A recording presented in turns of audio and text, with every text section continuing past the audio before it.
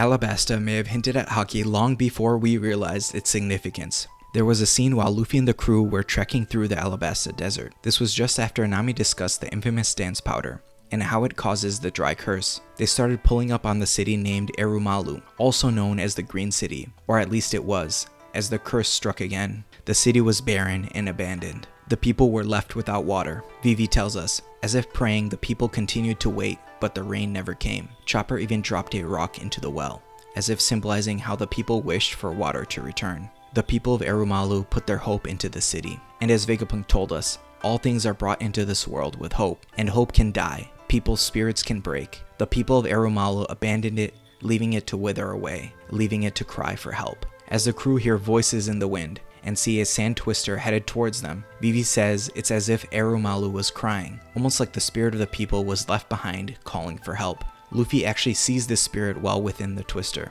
That spirit was brought into this world with hope, but it was just an echo of past tragedy. Looking at the bigger picture when it comes to Haki, it's clear that Oda was sending us a message, and it was about how people's will can be stored, no matter if it's in a sword or in a city. Another key was that the spirit was manifested in the form of wind, which is very critical due to the recent information from chapter 1122, but we'll get back to that in a second. I want to first touch on some supporting evidence for how people's hope or will affects the desert. We were actually told this by Barbarossa the Sand Pirate.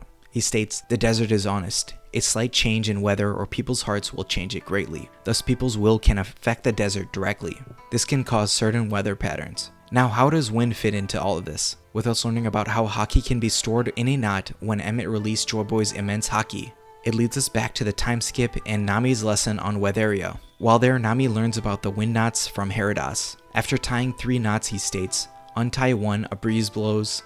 Untie a second, a gust blows. Untie a third, and a gale blows." A gale means a very strong wind or burst of sound. When Emmett released that Haki, it forced 4 Gorosei to power down, but it also physically pushed them backwards, while shooting out black lightning. I believe this displays how Haki directly affects the surrounding area with bursts of wind as well, showing how spirit is directly tied to wind to some degree. The prime example being the signature of a Yonko, the splitting of a sky from a Conqueror's Haki attack.